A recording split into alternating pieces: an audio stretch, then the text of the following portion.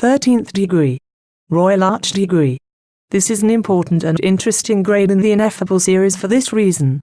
The more a Freemason progresses in the study and practice of his sublime art, the more he feels a desire to penetrate the secrets of nature and to approach its divine author. Matters that have only been obscurely hinted at and darkly shadowed forth in the preceding grades, in this, rapidly culminate towards the development of the grand mystery of Masonry, fully explained in the sublime degree of perfection.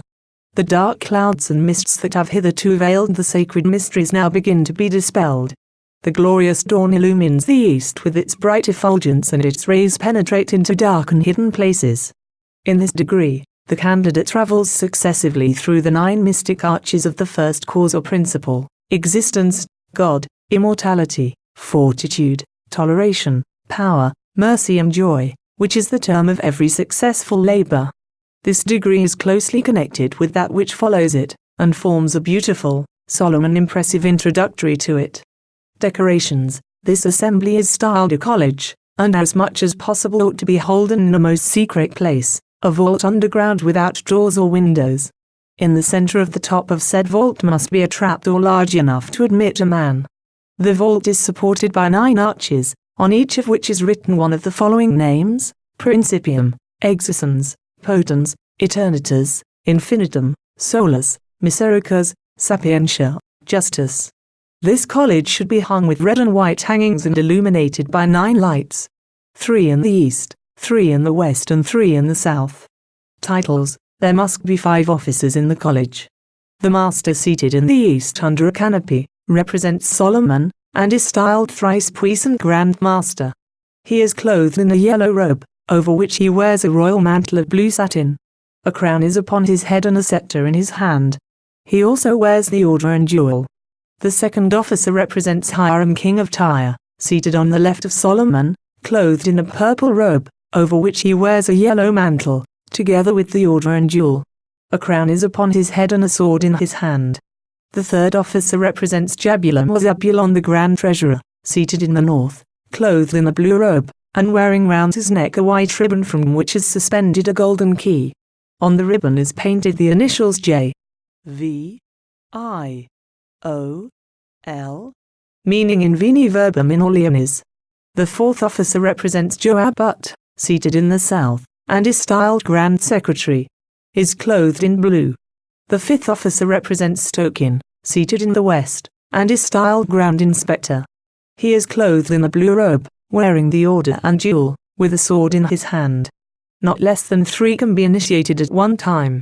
All the other brethren are clothed in black robes and caps, with the apron, order and jewel of the degree.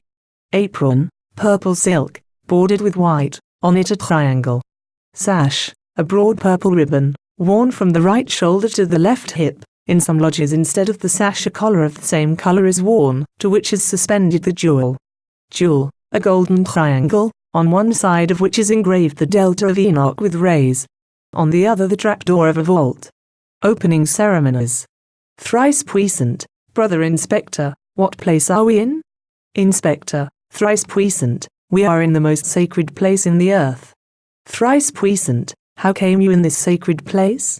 Inspector, by an effect of providence. Thrice puissant, explain this to me. Inspector, I dug in the ancient ruins of Enoch. I penetrated through 9 arches underground, and in the end I found the delta which God had promised the holy patriarchs should be found in fullness of time. Thrice puissant, what is a delta? Inspector, a golden triangle, replenished with a great light, on which was engraved by Enoch, the great and mysterious name of the great architect of the universe.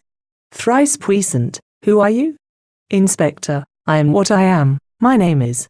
Thrice puissant, do you know the true pronunciation of the name of the great architect of the universe? Inspector, it is a sacred name only known by the grand elect, perfect and sublime Masons. Thrice puissant, what is your quality? Inspector, a knight of the Royal Arch. Thrice puissant, how were you received in this degree? Inspector, Solomon in company of Hiram king of Tyre, to recompense my zeal and constancy, created me into this degree, with Joabut and Stokin my companions. Thrice puissant, have you anything else to desire? Inspector, yes, the sublime masonry known by the name of perfection. Thrice puissant, God may perhaps permit one day that your wishes may be accomplished, and recompense you according to your deserts. Thrice puissant, strikes 5, 2 then 3. Or rise and form a circle round the ark. Thrice puissant, let us pray. Prayer. Great Architect of the universe, adorable God in all, be so kind and exact our desires in this moment when we beg thy divine goodness. In thyself is the true wisdom to which we aspire, and by the strength of thy favor we may hope for thy wisdom which shall make the beauty we dare to consecrate to them, that is to obey, its beauty may purify our hearts in which we desire continually that you may reside. Amen.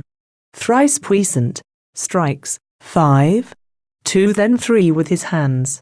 Hiram king of Tyre, strikes 5, 2 then 3, with his hands. Inspector, strikes 5, 2 then 3 with his hands. Treasurer, strikes 5, 2 then 3 with his hands. Secretary, strikes 5, 2 then 3 with his hands.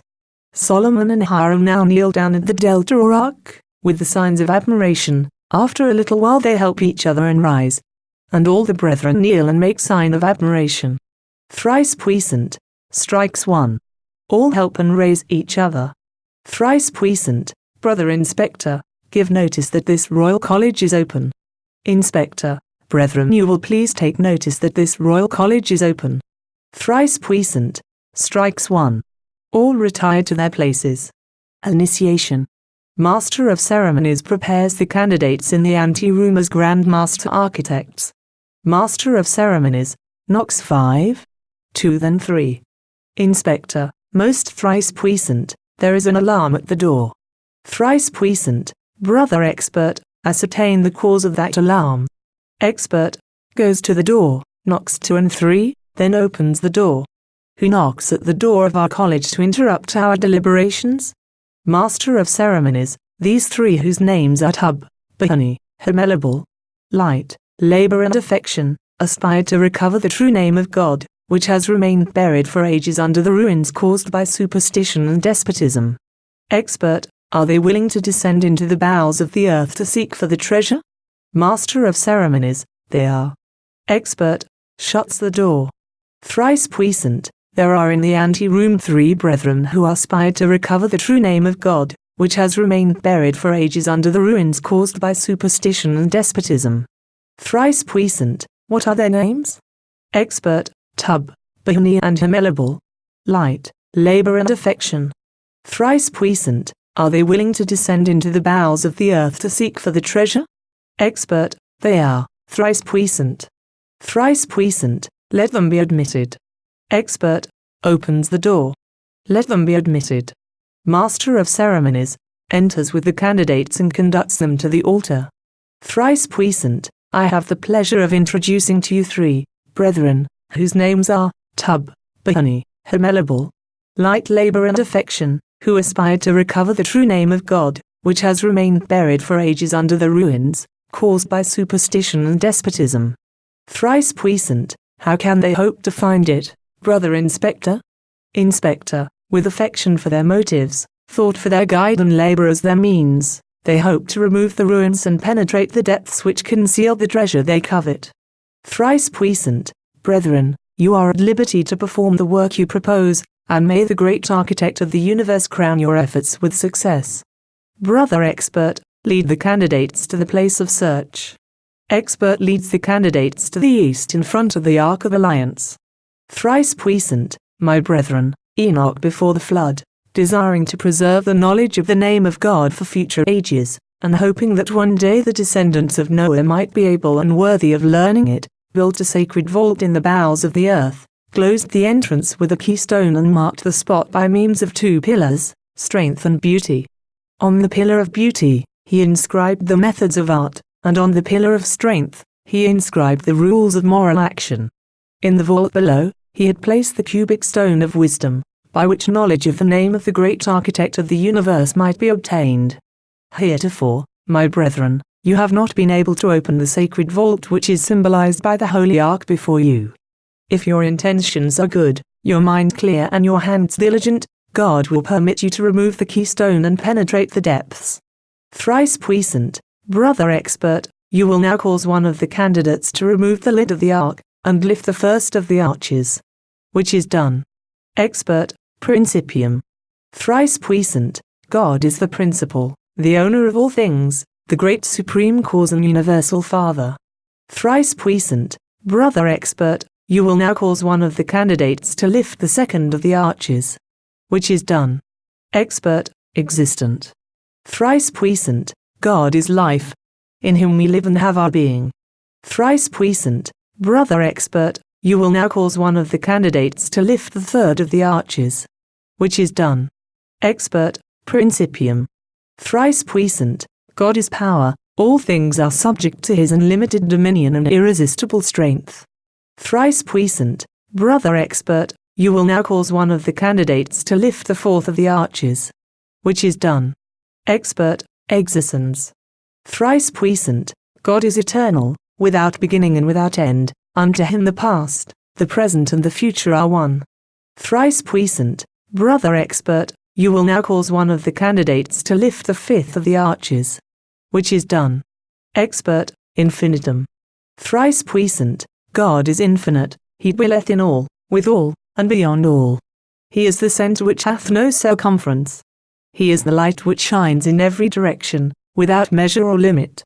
Thrice puissant, brother expert, you will now cause one of the candidates to lift the sixth of the arches. Which is done. Expert, solus. Thrice puissant, God is one. Than him there is no other. His design and will are single and immutable. Thrice puissant, brother expert, you will now cause one of the candidates to lift the seventh of the arches. Which is done. Expert, misericors. Thrice puissant, God is love, his unbounded and inexhaustible mercy is our trust and our hope, and giveth joy throughout the universe. Thrice puissant, brother expert, you will now cause one of the candidates to lift the eighth of the arches. Which is done. Expert, sapientia. Thrice puissant, God is wisdom, he knoweth all things, past, present and future, and there is no mystery unknown to him, for his understanding is the arch of nature. Thrice puissant, brother expert, you will now cause one of the candidates to lift the ninth of the arches. Which is done. Expert, justice. Thrice puissant, God is justice, his mercy and truth giveth the weight on one side, and on the other, his judgments are perfect. Expert, raises his hands in admiration, bends the knee to the ground and exclaims, Jehovah. Thrice puissant, my brethren, when of old, the chosen three had travelled the 9 arches, they came to a dome and beheld upon the cubestone the resplendent delta, on which the true name of the great architect of the universe was impressed in letters of dazzling light. They fell on their knees, made the signs of admiration and exclaimed, Jehovah, as you have done. But they were not able to pronounce the ineffable name. Nevertheless they hastened to inform Solomon and Hiram king of Tyre of their wonderful discovery, and the 2 kings caused the cubestone and delta to be placed in a sacred vault of 9 arches similar to the ancient one. This sacred vault was beneath the temple immediately under the Holy of Holies, where the Ark of Alliance was preserved, and to reward the 3 discoverers of the lost word, he appointed them the guardians of the inestimable treasure. Are you willing to accept the office? Expert, we are. Thrice puissant, brethren, the great architect of the universe hath done you the greatest of favors. It is him who hath chosen you to discover the most precious treasure of Masons, and you are his elected. I give you joy of it. Brother expert, you will now conduct the candidates to the altar, there to contract the most solemn obligation, and I will reward them for their labor. Obligation. I state your name in full, to promise before the great architect of the universe and this puissant royal assembly, never to reveal the secrets which are to be entrusted to me, especially what is to be revealed to me of the sacred mysteries. I promise to renew my zeal for Masonry, and my friendship for my brethren, and never to separate myself from this royal lodge but by leave from the most powerful Grand Master, and of his grand officers.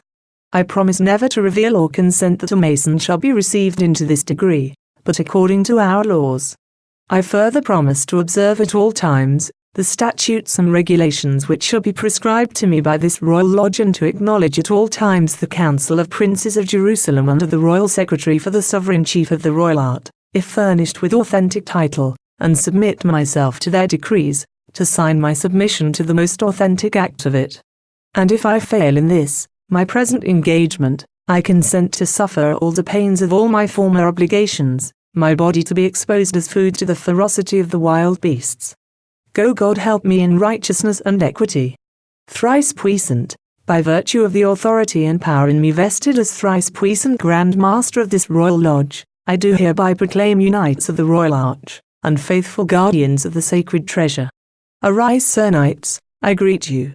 Thrice puissant, Brother Expert, you will now conduct the candidates to our Brother Inspector in the West, who will invest them with the secrets of this degree, as a reward for their labors.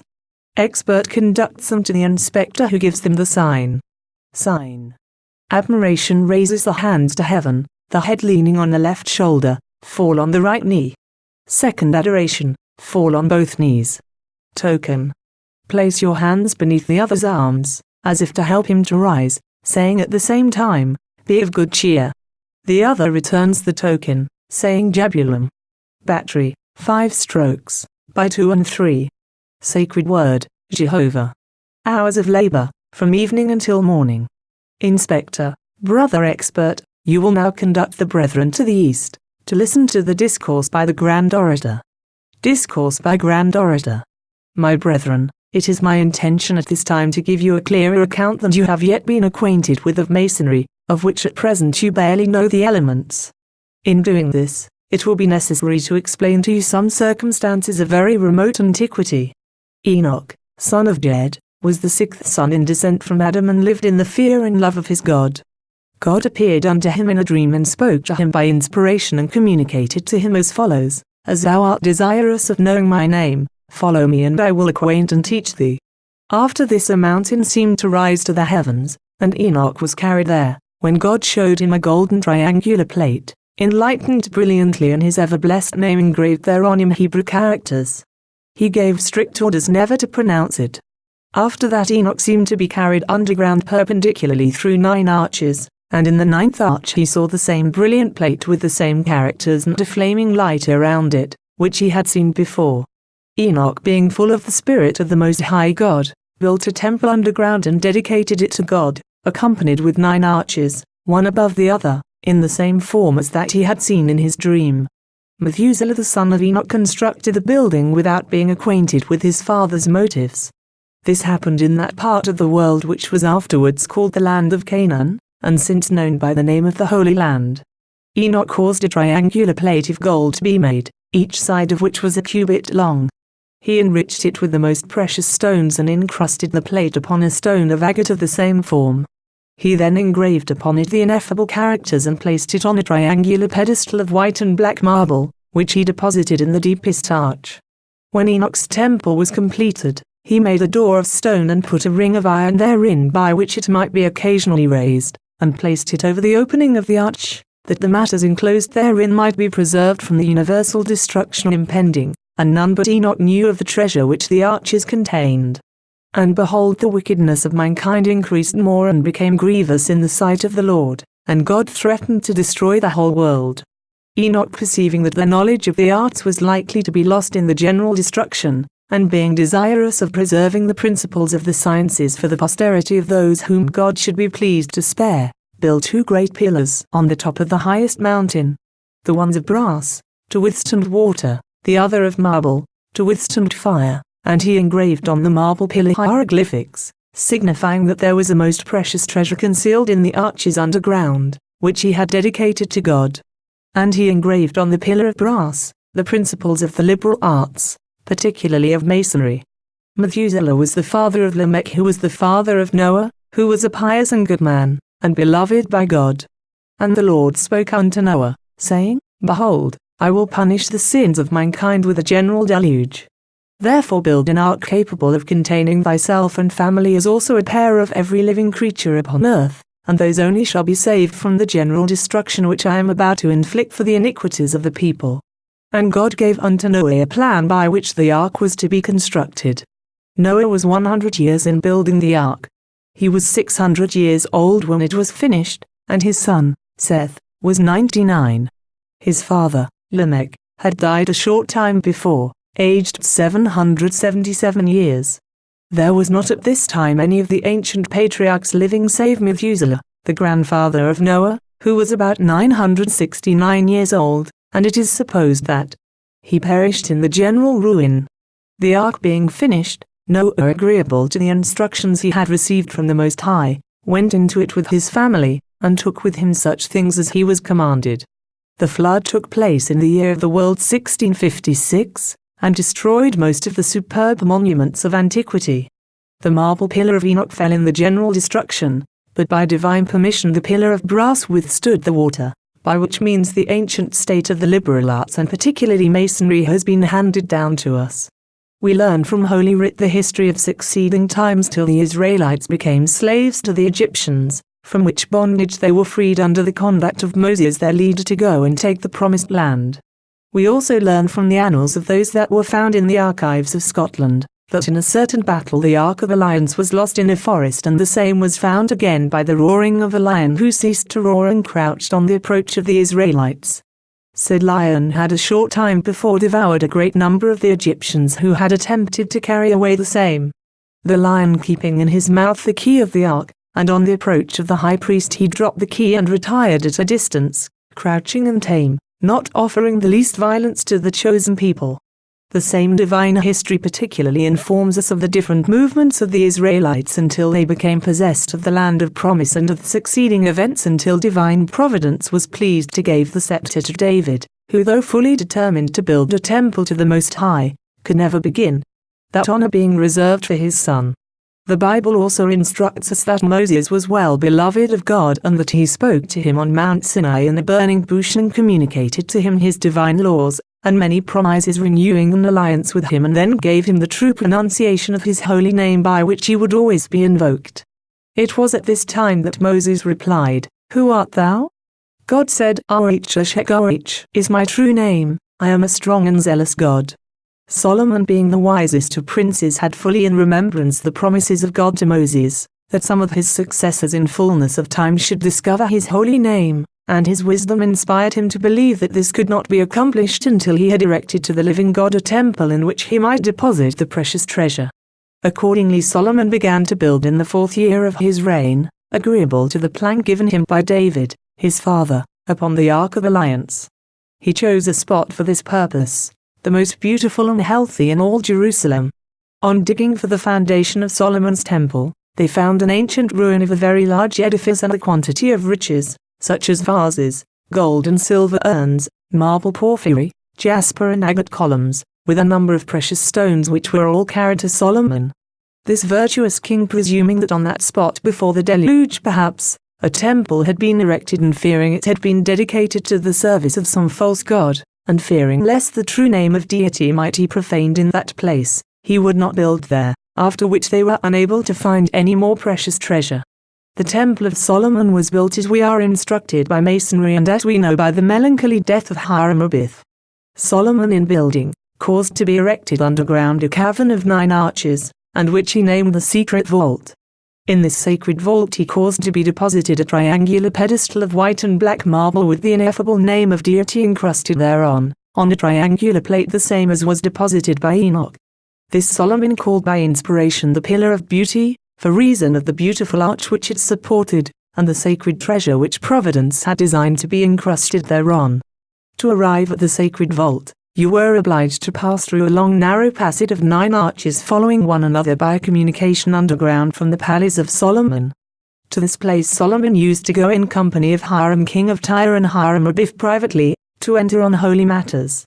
The loss of Hiram deprived the 2 kings of this satisfaction, as the number of 2 was insufficient to enter there. And as 3 were absolutely necessary, they were at a loss who they should choose to supply the place of Hiram. Some master intendant, sublime elected knights and grand master architects were informed of the presence of the king of Tyre at Jerusalem, and they were not ignorant of the fact that when Hiram was alive that Solomon had a particular place underground called the Secret Vault, only known to the 2 kings and the deceased. These brethren went to the 2 kings and entreated them to introduce them into that secret place. When the 2 kings were renewing their alliance, Solomon answered them with arms extended and head inclining, "In this way, you cannot expect it, God will admit you one day to the knowledge of what you now desire. Some days after, Solomon sent for 3 masters named Joabut, Stokin and Uablim, and gave them orders to search once more in the ancient ruins where they had already found many treasures, in hopes of finding more. They departed to fulfill the king's orders, and after arriving at the designated spot, Uablim, in working with a pickaxe, met with a large iron ring. He at once hailed his companions, and they concluded something of extraordinary value must have been deposited there. The 3 brethren then labored with great ardor and zeal with shovel and crow and cleared away the earth that covered the ring, when they found it was fixed to a perfect square stone, which with great labor and pains they raised, and found it covered a most dismal great cell. Uablim proposed to descend, and for that purpose they fixed a rope around his body and let him down, with the understanding that if he wished to be raised, he should make it manifest by shaking the rope. Uablim accordingly descended and found himself in an arched vault, in the pavement of which he found another opening. He descended into that, and there also he found another opening through which he went, which brought him into a 3rd vault, and made the like observation of a 4th opening, but was afraid to pursue his search. He therefore shook the rope and descended. He acquainted his companions with the observations he had made and proposed they should descend in turns to make further observations, but they positively refused. Uablim accordingly descended on the following conditions: that through every arch he would shake the rope slightly, and if he wished to ascend he would shake the rope violently. When he arrived in the 6th arch he shook the rope and was hauled up again. He told Joabut and Stokin that he had been in 6 arches and had observed an opening to descend further, and proposed for one of them to descend, as he had worked hard and was afraid to venture. This however frightened Joabut and Stokin so much that they absolutely refused to go down. This raised the zeal of Uablim, and with the lighted flambeau he descended on the former conditions. When he was entering the 9th arch, a parcel of the stone and mortar fell suddenly down from the top, and his flambeau went out when he perceived the rays of the sun penetrating lively, briskly and directly on a golden triangular plate adorned richly round with precious stones, the brightness of which so affected Uablim, it almost deprived of sight. He immediately made the signs of admiration, which was the same as Solomon and Hiram king of Tyre had made when they desired to be admitted in the sacred vault and sublime degree. Uablim fell prostrate on his knees, his right hand before his eyes, his left behind his back, shaking the rope 3 times, on which Joabut and Stokin drew him up, and he recounted to them the amazing things he had seen in the 9th arch. By this account to them they proposed to descend together by a rope ladder made for that purpose.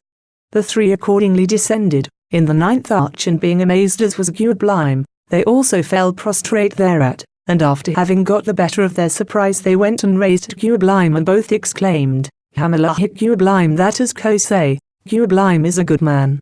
We must keep and recompense him. They then examined the gold plate, on which they perceived some characters which they did not understand. Said plate was encrusted on the top of an agate stone of the same form.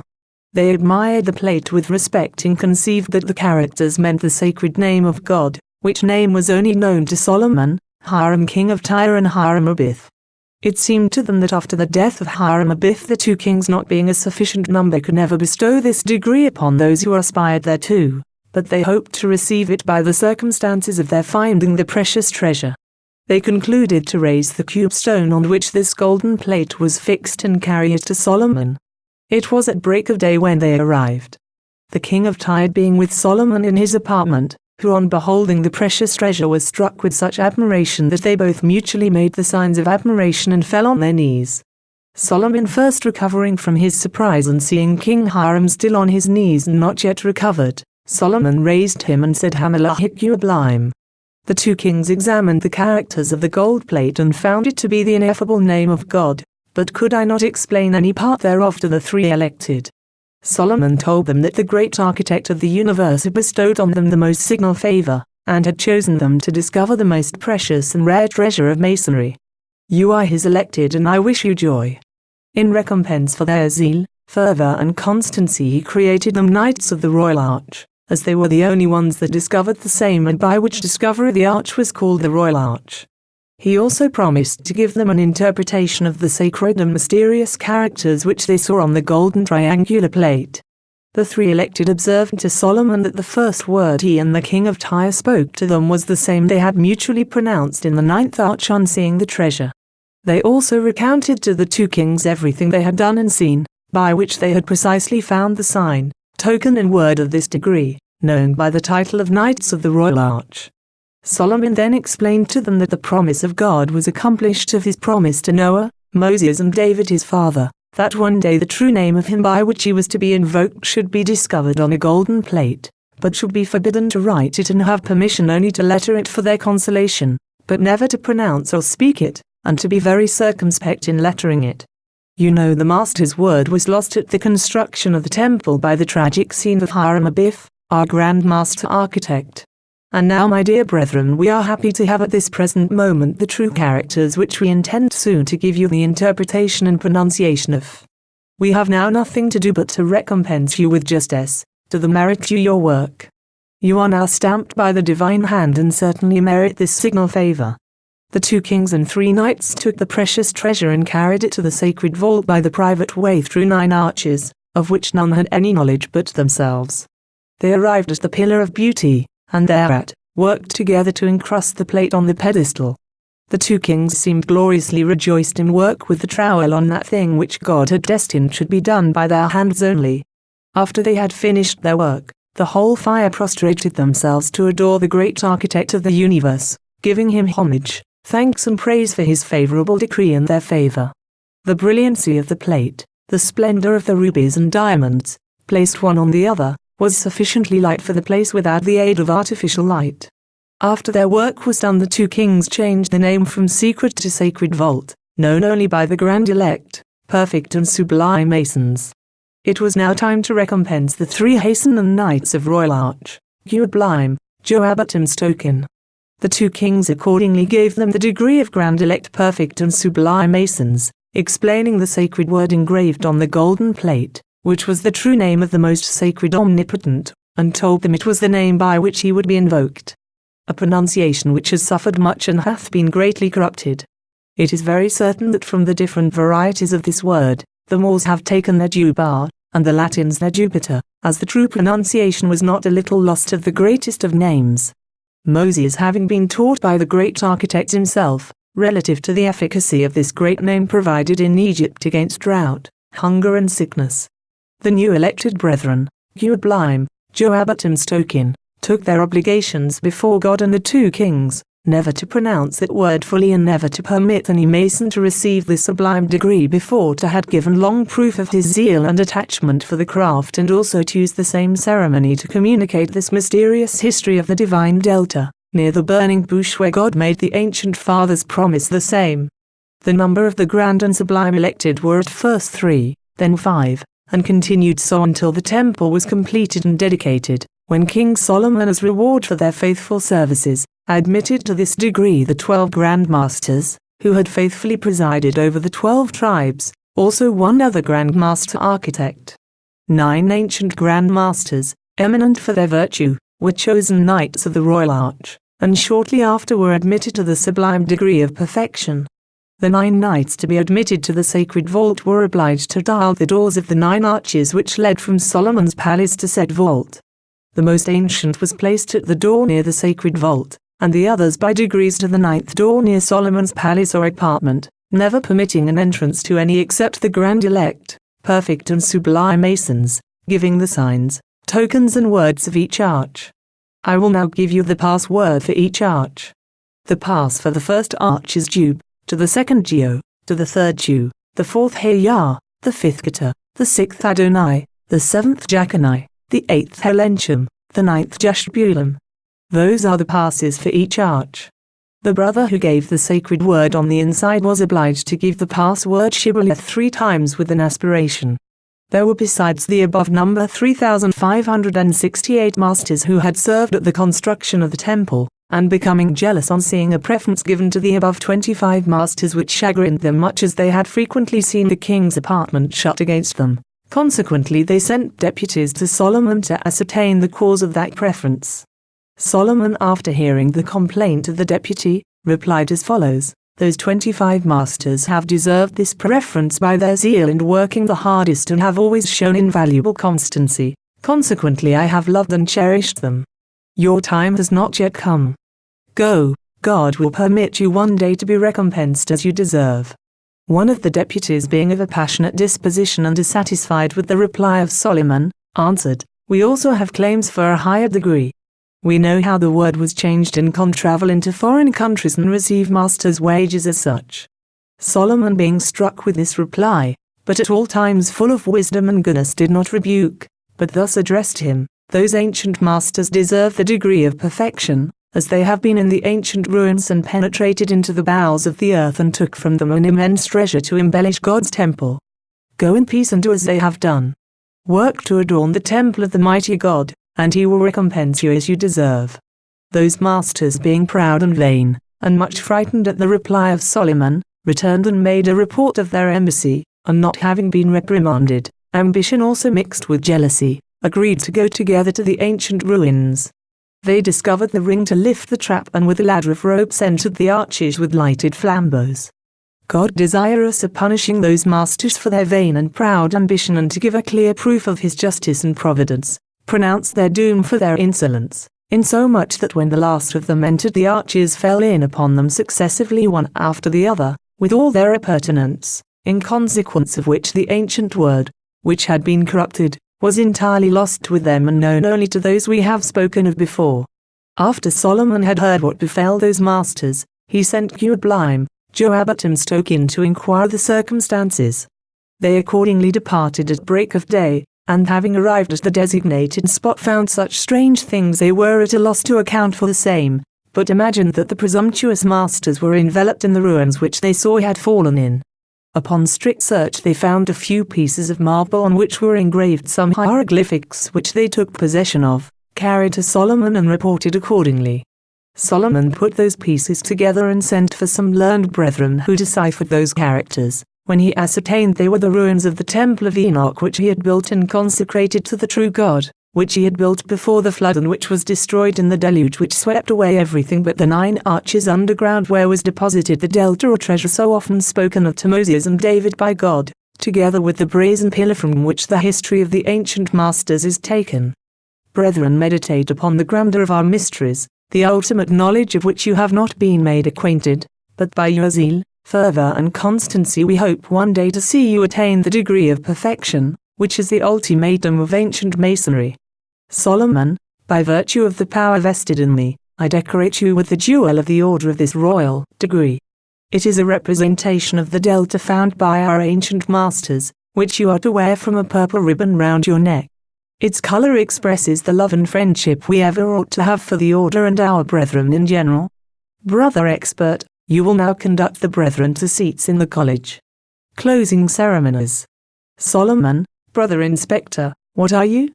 Inspector, I am that I am. I have seen the resplendent delta bearing the ineffable name, and the cube stone upon which it was placed by Enoch. Solomon, did the cube stone bear any inscription?